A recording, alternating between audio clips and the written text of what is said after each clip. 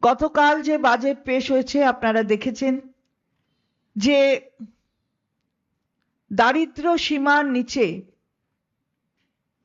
এই বাংলায় বিগত 15 বছর ধরে অত্যন্ত আন্তরিকতার সঙ্গে মানুষের পাশে থেকে কাজ করে যে ফল পাওয়া গেছে তা হলো 1,72,00,000-এরও বেশি মানুষকে দারিদ্র সীমার আওতা থেকে বের করে আনা সম্ভব হয়েছে এবং এটি অবশ্যই মাননীয় মুখ্যমন্ত্রী তার দূরদর্শিতার জন্য। এবং যে তথ্য সেটা আমাদের তথ্য না, পিরিয়ডিক লেবার ফোর্স সার্ভে, অর্থাৎ এটা করে কেন্দ্রের সরকার, আমাদের তথ্য না। 15 বছর এবং তার বেশি বয়সীদের বেকারত্ব আমাদের রাজ্যে 17-18 সালের তুলনায় 23-24 সালে প্রায় 45.65% হ্রাস পেয়েছে। অর্থাৎ এটা আমরা বলছি না, এটা বলছে কে? Periodic labour force survey. আমরা কৃষিজাত দ্রব্যের উৎপাদনের ক্ষেত্রে প্রথম স্থান সারা দেশে অর্জন করেছি। খাদ্য সাথী প্রকল্পের আওতায় 9 কোটি মানুষকে নিয়ে আসার সম্ভব হয়েছে মাননীয় মুখ্যমন্ত্রী তার দেখানো রাস্তায়। এবং এই যে এই স্বাস্থ্য সাথী প্রকল্পের আওতায় 2.45 কোটিরও বেশি পরিবার এটা অন্তর্ভুক্ত করা এটা সম্ভব হয়েছে। প্রায় ধরা যেতে পারে পুরো জনসংখ্যা, যারা হেলথ স্কিমে আছে তাদের বাদ দিয়ে পুরো জনসংখ্যাটাই এর মধ্যে নিয়ে আসা সম্ভব হয়েছে। এই যে কাজ হয়েছে, ইনস্টিটিউশনাল ডেলিভারি থেকে শুরু করে অন্যান্য কাজ, সে কাজ তার তথ্য আমরা গতকাল যে বাজেট পেশ করেছি তার মধ্যে আমরা দিয়েছি। এবং 94টি সামাজিক প্রকল্প। অনেকে বলেন যে কি প্রকল্প, এই প্রকল্প ওই প্রকল্প, এটা ভিক্ষা ওটা অনুদান। আমার দেশ, আমার রাষ্ট্র ওয়েলফেয়ার স্টেট, কল্যাণকর রাষ্ট্র, এটা মনে রাখতে হবে। কল্যাণকর রাষ্ট্র। আমাদের সংবিধান কিন্তু আমেরিকান কনস্টিটিউশনের সাথে তার কোনো মিল নেই। আমেরিকায় যেভাবে চলে কনস্টিটিউশন, সেভাবে তার সাথে আমাদের কনস্টিটিউশনের মিল নেই। আমরা ওয়েলফেয়ার স্টেট। ওয়েলফেয়ার স্টেটে হচ্ছে ওই, আবার হয়তো পুনরাবৃত্তি করে আগেও অনেকবার বলেছি, আমরা সবাই রাজা আমাদের এই রাজার রাজত্বে। তাই সেখানে আমাদের টাকা আমাদের কাছে পৌঁছে দেওয়া, অর্থাৎ মানুষের টাকা মানুষের কাছে পৌঁছে দেওয়া, এইটা মাইক্রো লেভেলে যেমন এই টাকার লেনদেনের মধ্য দিয়ে অর্থনীতি চাঙ্গা হচ্ছে, তেমনি মানুষও আরো বেশি তাদের হাতে ক্রয় ক্ষমতা তৈরি হচ্ছে। তো সেইখানে দাঁড়িয়ে আমরা এত উন্নয়নমূলক কাজ করতে পারছি। 94টি প্রকল্পের মধ্য দিয়ে আমরা এই কাজ করছি। এবং এই যে বাংলার বাড়ি প্রকল্প আপনারা দেখেছেন যে 32 লক্ষ দেওয়া হয়েছে। এবং এখন যদি বলেন যে প্রথম থেকে কত দিয়েছি, আমরা প্রায় 1 কোটিরও বেশি দেওয়া হয়েছে। পথশ্রী রাস্তাশ্রী, সেটাও আপনারা দেখেছেন। এবং আমরা এখানেও 2,20,000 কিলোমিটার রাস্তা সেটা তৈরি করা হয়েছে বঞ্চনা সত্ত্বেও, কেন্দ্রীয় বঞ্চনা সত্ত্বেও। এবং তারপরে আরো 30,000 কিলোমিটার সড়ক নির্মাণের কাজ চলছে। এই যে কাজগুলো আমরা করছি, আমি পুরো কথাগুলো না বলে একটু অন্য দিকে আসছি এবং আমি বলতে চাই যে এবারে কৃষকদের দিকে আরো বেশি নজর রাখা হয়েছে। কৃষক ইতিমধ্যেই কৃষক বন্ধু, সে কৃষক বন্ধুর ভাতা পান 1,10,00,000 কৃষক। এবং সেখানে দাঁড়িয়ে তারা যে কন্ডিশন, যে শর্তে কৃষক বন্ধু পান, তাদের নিজেদের জমি থাকতে হবে। কিন্তু যারা ক্ষেত মজুর তারা কি করবেন?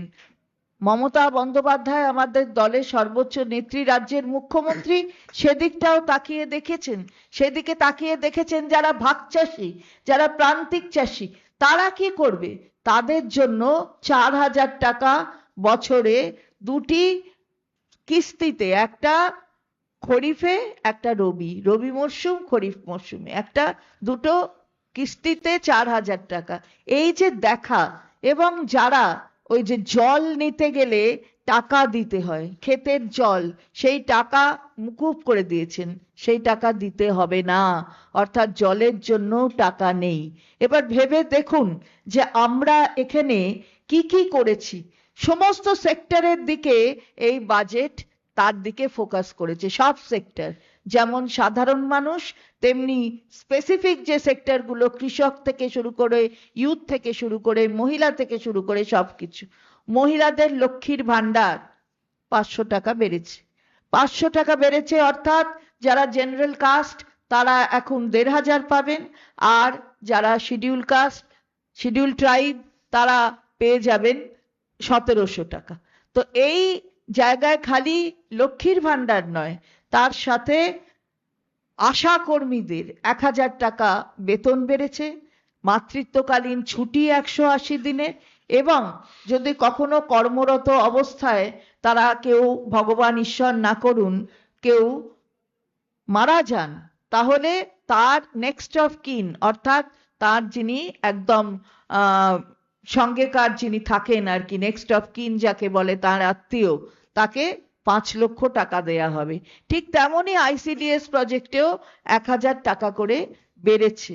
অর্থাৎ আমরা তো আগেও বলেছি যে আইসিডিএস এও একই কাজ হয়েছে, 1,000 টাকা বেড়েছে, মাতৃত্বকালীন ছুটি সহ ওই 5 লক্ষ টাকা যারা মাঝে যদি কোথাও কিছু অঘটন ঘটে তাহলে তার আত্মীয়কে দেয়া হবে। আশা কর্মী আইসিডিএস, এরা কাদের আন্ডারে? ভালো করে আরো বলে দেবে সেন্ট্রাল বাজেট থেকে শুরু করে, আমার সহকর্মী মাননীয় সাংসদ বলবেন যে কাদের প্রজেক্ট এটা। এটা আগেও আমরা বলেছি, প্রজেক্ট তো 75 সালের, সেন্ট্রাল প্রজেক্ট, আইসিডিএস প্রজেক্ট। কত টাকা দেন আইসিডিএস দের? হাসি পায় দেখলে আপনাদের। আপনারা এখনো পর্যন্ত কত ওদের জন্য বরাদ্দ করে রেখেছেন? 4,500 টাকা। 4,500 টাকা বরাদ্দ ওদের জন্য, যার 60% আপনারা দেন, 40% আমরা দিই।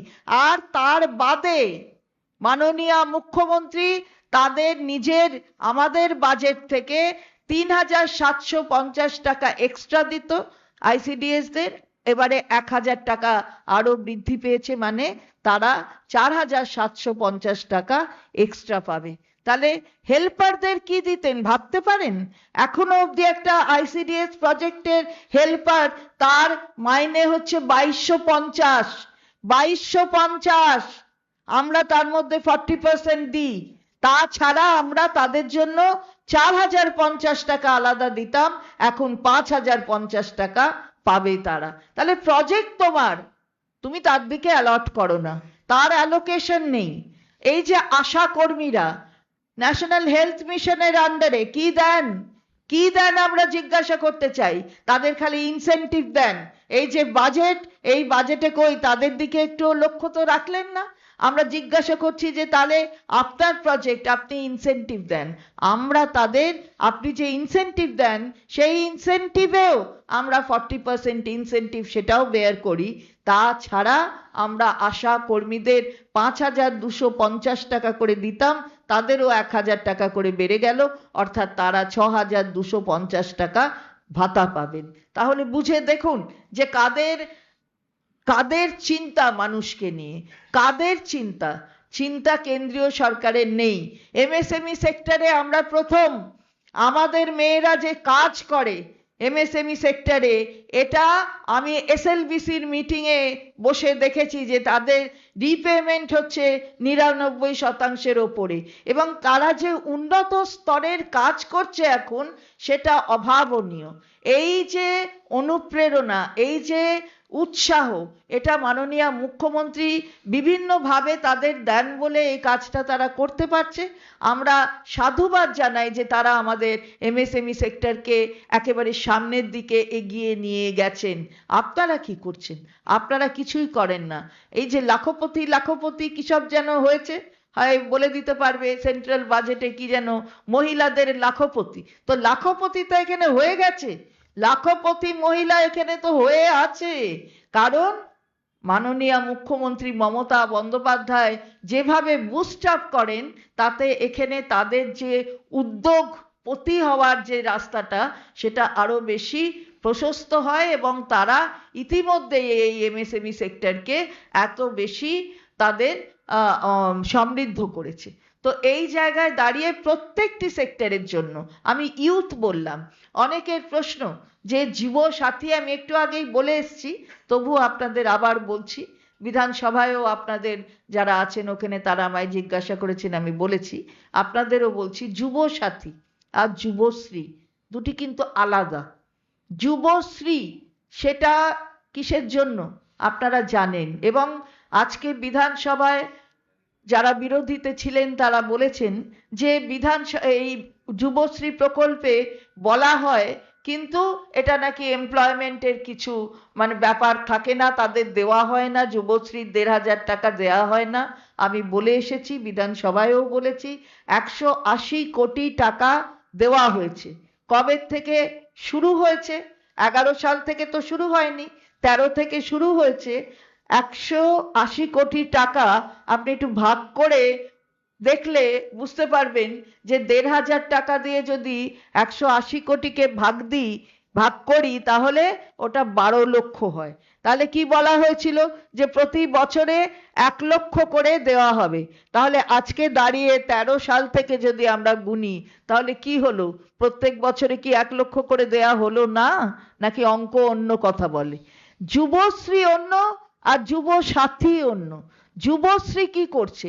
যুবশ্রী এই টাকাটা তাদের এই এমপ্লয়মেন্ট ব্যাংক যেখানে, সেখানে নথিভুক্ত করে এই টাকাটা তাদের দিচ্ছে এবং সেই এমপ্লয়মেন্ট ব্যাংকের নথিগুলো রাখছে। আর যুব সাথী কারা পাবেন আর কারা পাবেন না এটা কিন্তু ভালো করে বুঝতে হবে, কারণ যুবশ্রীতে কোনো টাইম লিমিট নেই, তারা কিন্তু পেয়ে যাচ্ছেন। আর যুব সাথীতে ৫ বছরের একটা টাইম লিমিট দেওয়া হয়েছে। কারা পাবেন? তারা যদি স্কলারশিপ পান অথবা শিক্ষা সঙ্গে যুক্ত কোনো ভাতা পান, তাহলে সেটা কোনো বাধা হয়ে দাঁড়াবে না তাদের যুবসাথী পাওয়ার জন্য। কিন্তু তার বাইরে অন্য কোনো সামাজিক কোনো কিছু পেলে, কোনো ভাতা, সেখানে তাদের এইটা পাওয়া যাবে না, অর্থাৎ যুব সাথী পাওয়া যাবে না। তার মানে যুবশ্রী যে পাবে সে কিন্তু যুব সাথী পাবে না, কারণ যুবশ্রী ইতিমধ্যে সেটা শিক্ষা সংক্রান্তও নয় এবং সেটার সাথে কোনো আপনার স্কলারশিপেরও কোনো ব্যাপার নেই। কিন্তু এদিকে দেখুন আরেকটা দিকে, যেখানে মেয়েরা স্কলারশিপ পাচ্ছে, শিক্ষার ক্ষেত্রে পাচ্ছে, তারা স্কলারশিপও পাবে, যুবসাথীতেও আসবে। এই যে সার্বিকভাবে চিন্তা করা যে এই সেক্টরটাকেও আমাকে দেখতে হবে। গিগ ওয়ার্কার্স, কে কবে ভেবেছিল গিগ ওয়ার্কার্সদের কথা? আমরা তো বারবার দেখছি জিএসটিতে গিয়ে যে কিভাবে গিগ ওয়ার্কার্সদের দেখা হয়। গিগ ওয়ার্কার্সরা যে কাজ করে, তারা যে তাদের এই যে টাইমের মধ্যে ডেলিভারি দিতে হবে, দৌড়ে দৌড়ে দৌড়ে দৌড়ে তারা যেভাবে তাদের জীবন বিপন্ন করে কাজ করে, মাননীয় মুখ্যমন্ত্রী সেই দিকে তাকিয়ে গিগ ওয়ার্কার্সদের জন্য একটা প্ল্যান করেছেন যে তাদের সমস্ত সামাজিক যে আমাদের সুরক্ষা একটি আমাদের প্রকল্পও আছে, তার মধ্যে আনা, স্বাস্থ্য সাথীর মধ্যে আনা, সব কিছুর মধ্যে নিয়ে আসা, এইগুলোর প্ল্যান একটা তৈরি করেছেন, একটা রূপরেখা তৈরি করেছেন। তো এই যে ভাবনা, এই যে সার্ভেগুলো করা বিভিন্ন ক্ষেত্র থেকে, তার সাথে তো আমি বাকিগুলো বললাম না, কোনগুলো ইকোনমিক করিডর, কোনগুলো এগুলো বললাম না, আপনারা জানেন। তো এই সোশ্যাল সেক্টরে এইভাবে কাজ করা, যেভাবে মাননীয় মুখ্যমন্ত্রী বাজেট তার তার প্রদর্শিত পথে বাজেট আমরা কালকে পেশ করেছি, সে অভূতপূর্ব বাজেট হচ্ছে, জনমুখী বাজেট, মানুষের জন্য বাজেট। যারা একে অনুদান আর ভিক্ষা বলেছে তারাও আজকে দাঁড়িয়ে ওখানে বলছে যে ৩,০০০ দেব, ৩,০০০ দেব। বাবা, আরে ওরা আসলে তো তবে তো 3,000 হবে। আর যেখানে যায় সেখানে তো খালি বলে ভোটের আগে, ভোট হয়ে গেলে তো দেয় না। দেখেছেন তো বিহারে 10,000 টাকা এককালীন দেওয়া হয়েছে, আর নতুন কোনো এনরোলমেন্ট হচ্ছে না, অর্থাৎ 10,000 এককালীন ওখানেই বন্ধ। লাডলি বেহেনা দেখেছেন, কত বোনদের ভালোবাসে, বাবারে বাবা, লাডলি বেহেনা কোথায় গেল?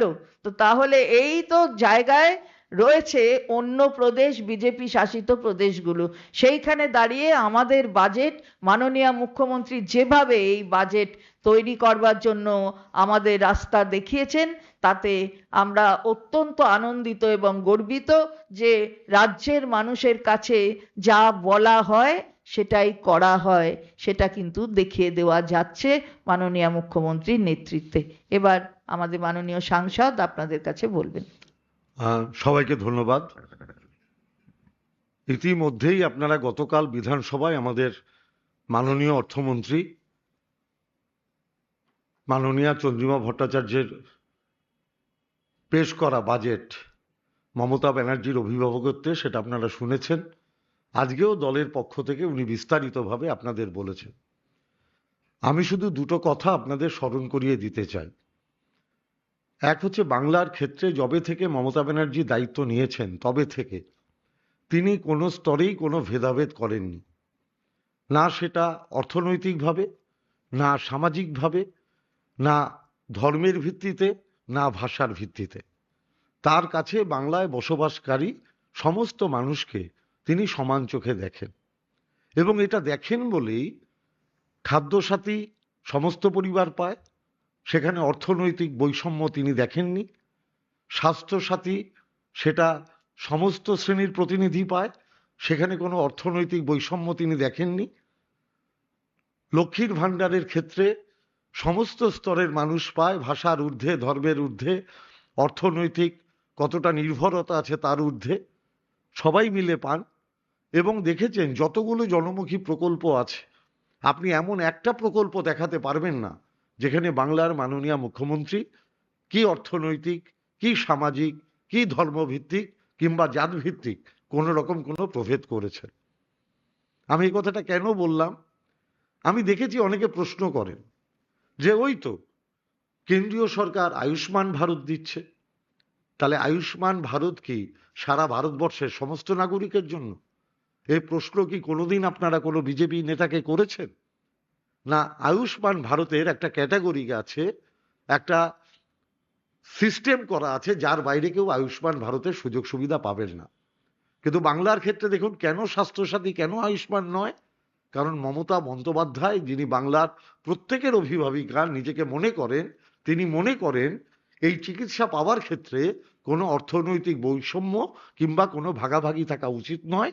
তাই স্বাস্থ্যসাথীটা সারা বাংলার প্রত্যেকটা পরিবার পান, যেটা ইতিমধ্যেই মাননীয়া চন্দ্রিমা ভট্টাচার্য বললেন। 2,52,00,000 পরিবার, 2,52,00,000 পরিবার, এটা মাথায় রাখুন। তার মানে একটা পরিবারে কতজন মানুষ থাকেন?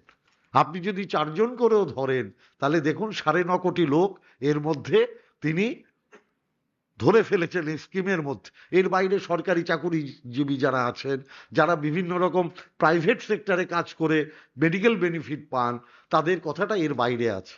আপনি ঠিক সমানভাবে দেখবেন লক্ষ্মীর ভাণ্ডার দেওয়ার ক্ষেত্রেও কিন্তু কোনো বিভাজন নেই, কোনো অর্থনৈতিক বিভাজন নেই, কোনো ধর্মীয় বিভাজন নেই, কোনো ভাষাভিত্তিক বিভাজন নেই, কোনো সামাজিক বিভাজন নেই। মমতা ব্যানার্জি সবার জন্য করেছেন। অর্থাৎ দৃষ্টিভঙ্গিটার পার্থক্য বুঝতে হবে। আর যারা বলছেন 3,000 টাকা দিয়ে দেব, তাদের দয়া করে জিজ্ঞেস করুন তো, বিহারে নির্বাচনের আগে 10,000 করে টাকা দিলেন, তারপরে বন্ধ হয়ে গেল কেন পোর্টালটা? এবং আমার কাছে যা খবর আছে, আমি একদম দায়িত্ব নিয়ে বলছি, আমি যেহেতু এখনো আমার কাছে কোনো অফিসিয়াল পেপারস নেই, আমি তাই এটাকে এরকমভাবেই বলতে চাইছি যে এখন আমি শুনছি বিহারের যাদের 10,000 টাকা দেওয়া হয়েছে তাদের কাছে এখন নোটিশ যাচ্ছে যে ওটা লোন হিসেবে দেওয়া হয়েছে, তোমাকে ব্যবসা করার জন্য ওই টাকাটা ফেরত দিতে হবে। আপনারা খবর নিয়ে দেখতে পারেন। এবং মহারাষ্ট্রেও যখন বলা হয়েছিল যে আমরা টাকাটা দেব, মমতা ব্যানার্জিকে নকল করে, অনুসরণ করে, আপনি দেখুন নির্বাচন হয়ে যাওয়ার পর কত পার্সেন্টেজ মা বোনেরা সেই সাহায্য পেয়েছেন। বন্ধ হয়ে গেছে পোর্টালগুলো। আর মমতা ব্যানার্জি যখন লক্ষ্মীর ভান্ডার অ্যানাউন্স করেছিলেন, আপনি দেখুন সেটা 21-এর বিধানসভা নির্বাচনের আগে, আমরা কিন্তু দিইনি। 21 সালের নির্বাচনে জেতার পরপরই বাংলার মাননীয় মুখ্যমন্ত্রী মমতা বন্দ্যোপাধ্যায় লক্ষ্মীর ভান্ডার চালু করে দিয়েছিলেন বাংলার মা বোনেদের জন্য, অর্থাৎ যখন সামনে কোনো নির্বাচন ছিল না। মমতা ব্যানার্জি নির্বাচন দেখে কোনো সামাজিক পরিকল্পনা করেন না, মমতা ব্যানার্জি মানুষের কথা ভেবে সামাজিক পরিকল্পনা করেন। এটা হচ্ছে বিজেপির সাথে আমাদের মমতা ব্যানার্জির পার্থক্য। এই পার্থক্যটা বাংলার মানুষ বোঝে। 21-এর নির্বাচনে জেতার পরে লক্ষ্মীর ভান্ডার চালু হয়েছে, জেতার বিধানসভা নির্বাচনের আগে টাকা চালু হয়নি। আমি বোঝাতে পারলাম? আর ওরা নির্বাচনের আগে দেয়, নির্বাচনের পর পোর্টাল বন্ধ করে দেয়। It is the basic difference between ভারতীয় জনতা পার্টি এবং মমতা ব্যানার্জির নেতৃত্বাধীন তৃণমূল কংগ্রেসের। আমার এই কথাগুলোই বলার। আজকে আপনারা দেখুন, আপনি বলুন তো, চাকরি মানে কি? চাকরি মানে কি শুধু সরকারি চাকরি? চাকরি মানে একটা মানুষ উপার্জন করবে, তার বিভিন্ন সেক্টর আছে, এবং সেক্টর আছে বলেই আজকের পরিসংখ্যানে বলছে 17 সাল থেকে এই 23-এর মধ্যে আমাদের রাজ্যে বেকারত্ব 45% কমে গেছে। ওয়াই? তার কারণটা কি? কারণ বিভিন্ন আমাদের নতুন প্রজন্ম কেউ না কেউ কোনো না কোনো কাজের সাথে নিজেরা অ্যাটাচড হয়ে তার সংসার পরিচালনা করছে বলে এটা কিন্তু সম্ভব হয়েছে।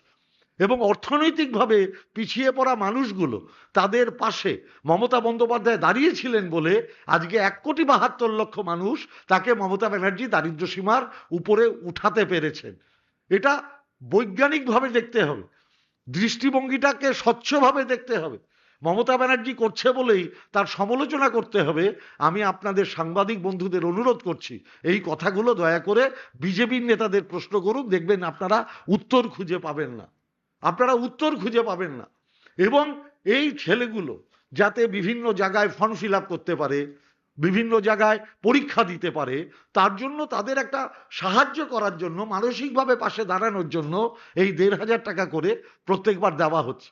আপনি কল্পনা করতে পারেন, যখন ভারতের কৃষক সমাজকে সর্বনাশের শেষ পথে ঠেলে দেওয়ার জন্য আমেরিকার সাথে ভারতের প্রধানমন্ত্রী চুক্তি করছেন, যেখানে কৃষকদের আর স্বাধীনতা থাকবে না, সেখানে দাঁড়িয়ে মমতা ব্যানার্জি চেষ্টা করছেন কিভাবে কৃষকদের উৎপাদন করার জন্য তাদের পাশে দাঁড়ানো যায়। সেচ মাধ্যমে যে কৃষি কাজ হয় তার খরচ যাতে কমানো যায়, অর্থাৎ একটা কৃষক চাষ করতে গেলে তার যেন যে তৈরি করার যে ক্ষমতা, অর্থাৎ তার যে মূল্যায়ন, তার যে টাকা লাগে, সেই টাকাটাকে কি করে হ্রাস করা যায়, যাতে কৃষক অনেক কম পয়সায় সে উৎপাদন করে সেটা বাজারে বিক্রি করতে পারে।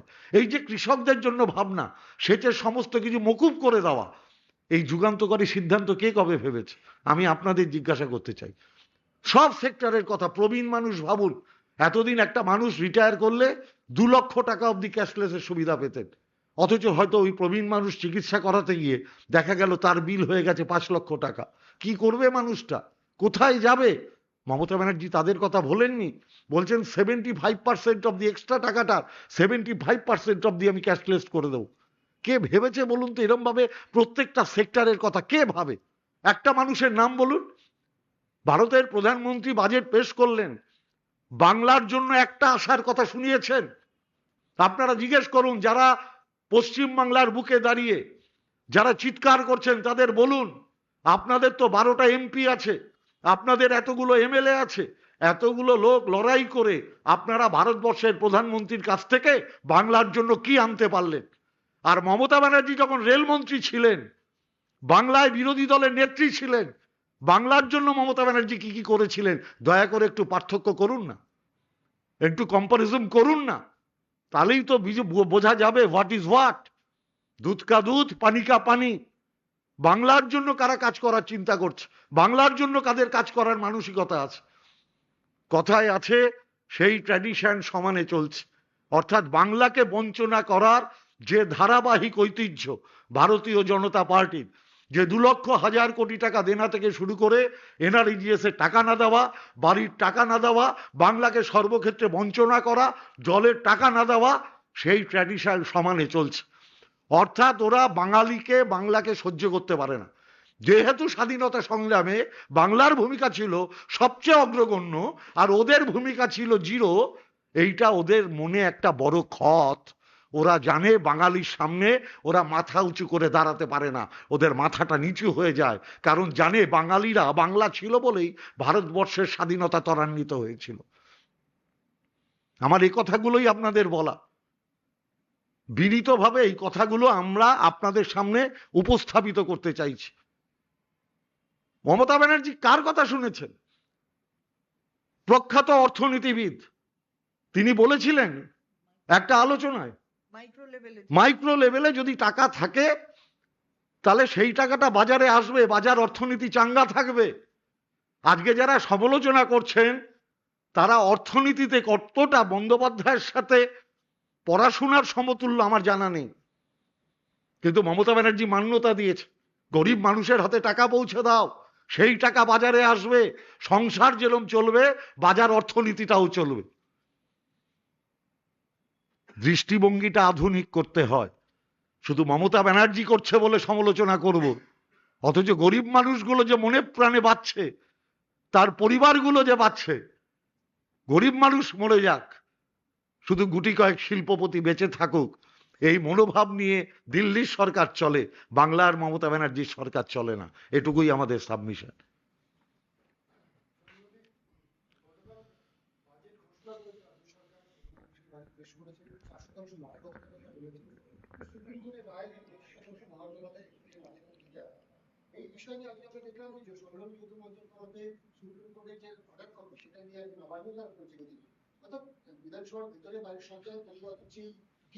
প্রতিবাদের প্রশ্ন নেই, সুপ্রিম কোর্ট অর্ডার দিয়েছেন, সেই অর্ডার কালকেই মাননীয় মুখ্যমন্ত্রী বলেছেন যে আমরা এই অর্ডারটা খতিয়ে দেখব, তখন অবধি আমাদের কাছে অর্ডার ছিল না, সুতরাং খতিয়ে দেখা হবে, এইটুকুনি বলতে পারি।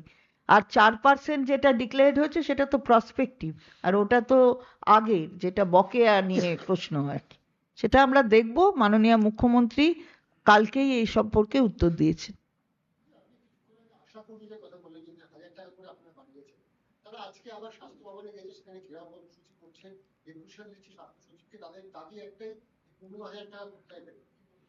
ওরা ওদেরকে তো মিসলিড করে, যারা ওদের পরিচালিত করে তারা মিসলিড করে, এই কথাটা ওরা গিয়ে দিল্লির কাছে বলতে পারে, কিন্তু ওরা যাদের দ্বারা কন্ট্রোলড হয় বেশিটা, সেটা তারা আবার তাদের থেকে কোথাও কোথাও চাঁদাও নেয়, এরকম শুনেছি, আমি জানি না, আমি আগেও বলেছিলাম। তো ওই টাকার মধ্যে থেকেই আবার তাদের চাঁদাও দিতে হয় যারা ওদের কন্ট্রোল করে, গিয়ে তারপরে এটা ওদের বোঝায় না যে এটা যদি বলতে হয় তাহলে দিল্লির কাছে গিয়ে বলো, আমার কাছে আমাদের টাকা ওদের বলতে হয়নি, আমাদের টাকা যে দিতে হবে ওদের বলতে হয়নি, কোনো ডেপুটেশন দিতে হয়নি, তার আগে থেকেই এটা 2011 সাল থেকে আমি একদিন প্রেস করে বলেওছিলাম যে 2011 সাল থেকে ক্রমান্বয়ে বাড়ানো হয়েছে এই টাকা। ওরা আগে পেত মাত্র 800 টাকা সরকারের কাছ থেকে, মানে রাজ্য সরকারের কাছ থেকে আমরা আসার আগে, আর এখন এটা বেড়ে দাঁড়ালো 6250। না, যেটা ওরা ওরা যেটা আলাদা পায়, মানে ইনসেনটিভ, কেন্দ্রের আলাদা ভাতা নেই, কিন্তু কেন্দ্র ইনসেনটিভ দেয়, যে যে কাজ করে সেই কাজের ওপর ওর ইনসেনটিভ থাকে, সেই ইনসেনটিভেরও 40% আমরা বেয়ার করি। আমরা একটাই অনুরোধ করব আপনাদের মাধ্যমে, ওদের দাবি দাওয়াটা ওরা কেন্দ্রীয় সরকারের কাছ থেকে জানাক। যে কোনো কেন্দ্রীয় সরকারের প্রজেক্টের নিয়ম হচ্ছে কোনোটাই ওরা 60 দেয় আমরা 40 দিই, কোনোটাই ওরা 50 দেয় আমরা 50 দিই। অতএব 15,000 যদি দাবি করতে হয় তার একটা পার্সেন্টেজ কেন্দ্রীয় সরকারের দেওয়ার কথা। ওরা যদি সেই টাকাটা কেন্দ্রীয় সরকারের কাছ থেকে আদায় করে আনতে পারে, আমি আপনাকে দায়িত্ব নিয়ে বলছি, রেস্ট টাকাটার ব্যাপারে মমতা ব্যানার্জিকে বলতে হবে না, নিশ্চয়ই ভাববে। এটা আমি আগেও বলেছি যে একই কথা, মানে আমরা জানি তো যে রাজ্য সরকার কিভাবে চলে, মমতা বন্দ্যোপাধ্যায় আমাদের মাননীয় মুখ্যমন্ত্রী কিভাবে চলে, ঠিক একই কথা আমি আগে বলেছি, একই কথা আমাকে শোনেনি, কিন্তু আমার যিনি সহকর্মী তিনি একই কথা বললেন আগের দিন। কোথায় এবারের বাজেট গেল কোথায়? ভীষণ নাকি কি ভালোবাসা মেয়েদের প্রতি, কি যেন কি কত রকম, মানে এগুলো বন্ধ করার আসলে পরিকল্পনা। এই যে প্রকল্পগুলো আছে সেই প্রকল্পগুলো বন্ধ করে দাও, প্রকল্প বলে দেওয়াটা সুবিধে, তারপর মাঝপথে বন্ধ করো, তখন রাজ্যগুলোকে সেটা চালাতে হবে আর। আমাদের ধরুন একটা প্রি বাজেট মিটিং হয়, তো প্রি বাজেট মিটিং এবারেও হয়েছে ওই কয়েকদিন আগে, মানে যবে উনি পেশ করবেন মাননীয় অর্থমন্ত্রী বাজেট পেশ করবেন তার কয়েকদিন আগে একটা প্রি বাজেট মিটিং হলো। তা আমাদের ডাকার অর্থটা কি? প্রি বাজেট মিটিং করে আমাদের বলে তা সেটা যদি কোনো ইমপ্লিমেন্টেশনের চিহ্ন আমরা না দেখি, তাহলে আমরা ওখানে গিয়ে বৃথা কেন আমাদের সাজেশন দিয়ে আসবো? আমার কাছে তো এই প্রশ্নটা বারবার মনে হয় যে তাহলে গেলাম কেন? বাংলা তো কিছুই পেল না, তাহলে গেলাম কেন? আমি এই আইসিডিএস এর কথা আপনি যদি আমায় বলেন, তাহলে আমি ওই মিটিংয়েও বলেছি আইসিডিএস আশাদের কথা, এবং সেখানে কোনো প্রতিফলন তার নেই। কিন্তু সেটা তো খালি আমার রাজ্যে বলে না, সেটা সারা সারা ভারতবর্ষে হতো, হয়নি তো, কোনোটা হলো না। আমরা কিন্তু যথার্থ কথা বলি, এটাই হলো ব্যাপার। কিন্তু অকারণে প্রি বাজেট মিটিং ডেকে বাজেটে তার কোনো রিফ্লেকশন নেই, এটা অদ্ভুত ব্যাপার। চন্দ্রিমাদি, আমরা দেখলাম যে লক্ষ্মীর ভান্ডারে বেড়েছে বা অন্যান্য প্রকল্পে টাকা বেড়েছে, কিন্তু মিড ডে মিলের কর্মীরা বলছে যে তাদের জন্য কোনো ধরনের বেতন বৃদ্ধি হয়নি বা বাচ্চাদের খাবারের জন্য কোনো বরাদ্দ হয়নি। পুরোটা জানেন তো মিড ডে মিলটা কোথা থেকে পুরোটা হয়? সেখানেও তো কেন্দ্রীয় সরকারের দেবার কথা, মিড ডে মিলটাও কেন্দ্রীয় সরকারের দেবার কথা।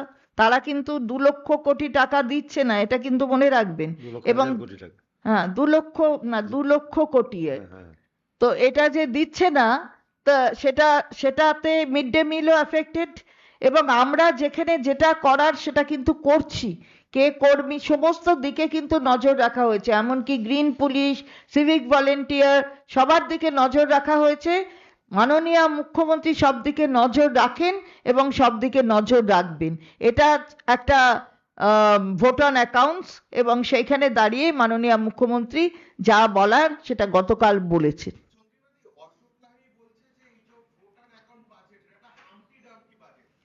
না, সেটা বলেননি, আমি ছিলাম, সেটা বলেছেন, মানে বলেছেন উনি ওই হামটি ডামটি, যেহেতু আমাদের মাননীয় মুখ্যমন্ত্রী সেন্ট্রাল বাজেটকে বলেছেন, উনি বলছেন এটাও হামটি ডামটি। তা আমি এর উত্তর দিয়েছি, কিন্তু তারপরে হঠাৎ মাননীয় বিরোধী দলনেতা তিনি কেন রেগে গেলেন আমি জানি না। আমি কিন্তু কোনো ব্যক্তিগত আক্রমণ করিনি, কারণ উনি নিজের সম্পর্কেই বলছিলেন উনি ছেলেবেলায় বাংলা স্কুলে পড়তেন, তারপরে কতগুলো ছড়া উনি শুনেছেন, হামটি ডামটি ওটা ওটা ওটা বললেন, উল্লেখ করলেন। তাতে আমি বললাম যে এটা পুরো ছড়াটা একটু পড়ে দিলাম, যে হামটি ডামটি sat on a wall, Humpty Dumpty had a great fall, all the king's horses and all the king's men could not put Humpty together again। তার মানে ওই যে বাজেট, ওই বাজেটটা হামটি ডামটি কেন বলেছেন মাননীয় মুখ্যমন্ত্রী? ওই যে একটা চূড়োয় বসে একটা বাজেট হচ্ছে, তারপর সেখান থেকে পপাত ধরণী তলে আর কেউ সেই বাজেটকে আর একসাথে করতে পারবে না, ছত্রাকার হয়ে যাবে, তাই জন্যে হামটি ডামটি বলেছেন।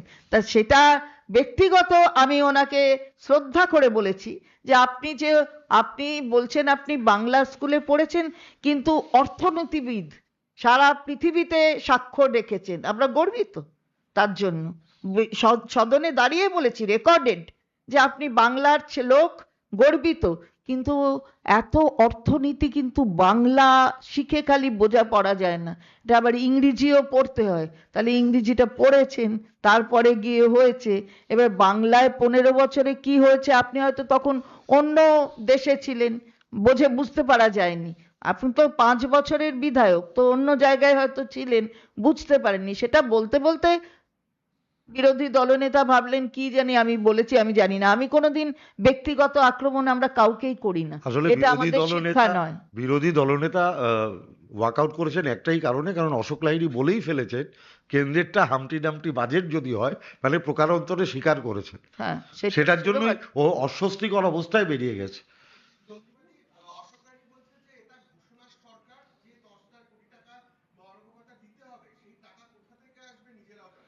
এতদিন অবধি তো যা হয়েছে তা সেটা কি করে মানুষ পেয়েছে? মানুষ বলবে যে মমতা ব্যানার্জি যা যা বলেন সেটা করেন কিনা, আর ওনারা যা যা বলেন সেটা করেছেন কিনা সেটাও মানুষ জানে। 2 লক্ষ টাকা করে পৌঁছয়নি, 2 কোটি বেকার যুবকের চাকরি হয়নি, বিহারে একবার টাকা করে পোর্টাল বন্ধ, মহারাষ্ট্রে যাদের প্রতিশ্রুতি দিয়েছিলেন সব পোর্টাল বন্ধ। অতএব বিজেপি যা যা বলে করে না, আর মমতা ব্যানার্জি যা যা বলে করে, এটা বাংলার মানুষের কাছে প্রমাণিত। 10-11 সালে রাজ্যের নিজস্ব কর বাবদ আয় ছিল 21,129 কোটি টাকা, আর বৃদ্ধি হয়েছে 26-27-এ 5.62 গুণ, 5.62 গুণ, 1,18,668.78 কোটি টাকা। তাহলে বুঝুন, সর্বত্র আপনাকে দেখিয়ে দেব যে জিএসডিপি থেকে শুরু করে কোন দিকে কোনটা, তার তার সঙ্গে যে আমার কাছে অন্য তথ্যও আছে, জিডিপি কোন রেটে বেড়েছে, আমাদের ফিসকাল ডেফিসিট কি, কেন্দ্রের ফিসকাল ডেফিসিট কি, আমাদের লোন কি, ওদের লোন কি। 54,000 কোটি টাকা লোন। বুঝুন, টাকা তো আমাদের দিচ্ছে না, তাহলে বলতে পারবে না যে রাজ্যকে দিয়ে লোন করতে হচ্ছে, তার ছাড়া তার মধ্যেও লোন। তাহলে এই কথাগুলো নিশ্চয়ই আমার দৃঢ় বিশ্বাস যে ডক্টর অশোক লাহিড়ী জানেন, কিন্তু কি করবেন, অনন্যপায় হয়ে এই সবগুলো তাকে বলতে হয়। আমাদের বলছেন সদনে যে ভোর 4টে অবধি ওনাকে পড়তে হয়েছে। এবার যদি আমি বলি যে আপনি এইটা এত ভোর 4টে অবধি পড়লেন, তার মানে অনেক কিছু বুঝতে হয়েছে, তাহলে এটা কি ব্যক্তিগত আক্রমণ হলো? ছেড়ে দিয়ে হ্যাঁ, আরো হয়ে গেছে তো অনেক।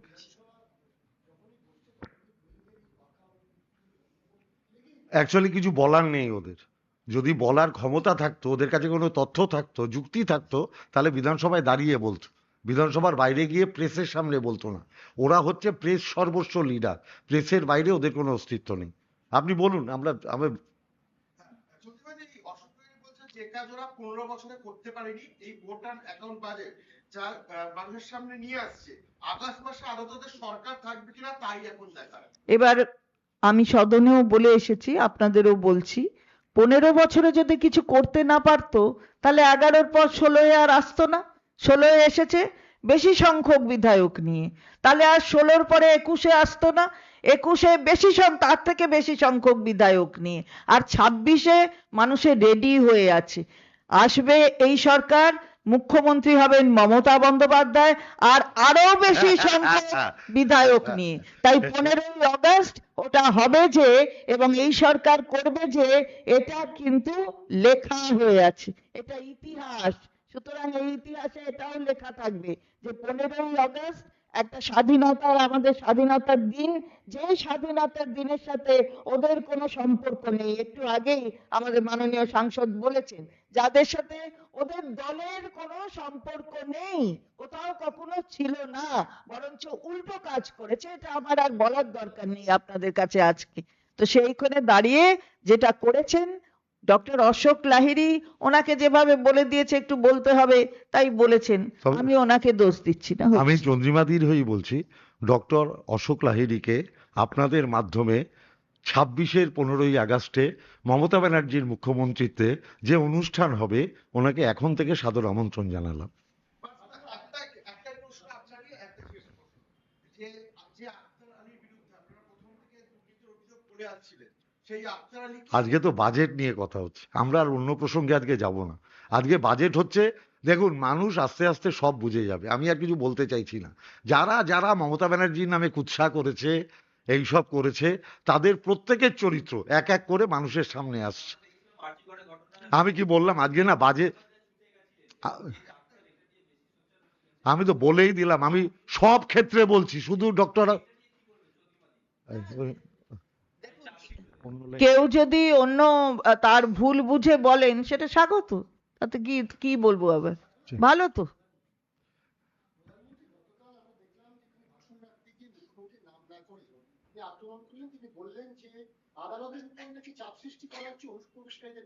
আমি এটা বলবো, হ্যাঁ বলো। এটা আদালতের ওপর চাপ সৃষ্টি করা।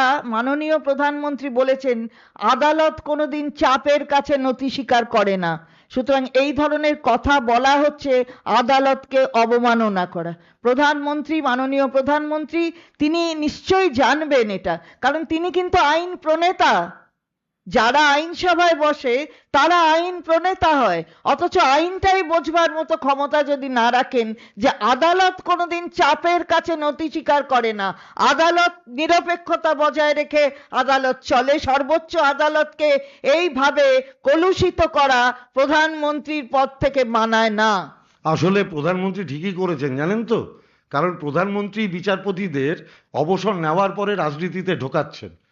এরকম অনেকগুলো ইনস্ট্যান্স বাংলায় আছে, যারা ওদের দলের হয়ে কাজ করে পরবর্তীকালে ওদের সাংসদ হয়ে দাঁড়িয়েছে, এবং যারা যারা ওদের পক্ষে রায় দিয়েছেন তাদের প্রত্যেককে প্রধানমন্ত্রী এবং প্রধানমন্ত্রীর দল পুরস্কৃত করেছেন। আসলে ওরা আদালতটাকেও কলুষিত করতে চাইছেন, এটার জন্যই ওদের গাত্রদাহ হচ্ছে। আর অনুপ্রবেশকারীদের নাম নির্বাচন কমিশন তো উনি পার্টি অফিসে পরিণত করেছেন। আমরা তো বারবার চ্যালেঞ্জ করছি, কোথায় আছে রোহিঙ্গাদের নাম প্রকাশ করুন, কোথায় আছে অনুপ্রবেশকারীদের নাম প্রকাশ করুন। আজ অব্দি ক্ষমতা হয়নি নাম প্রকাশ করার।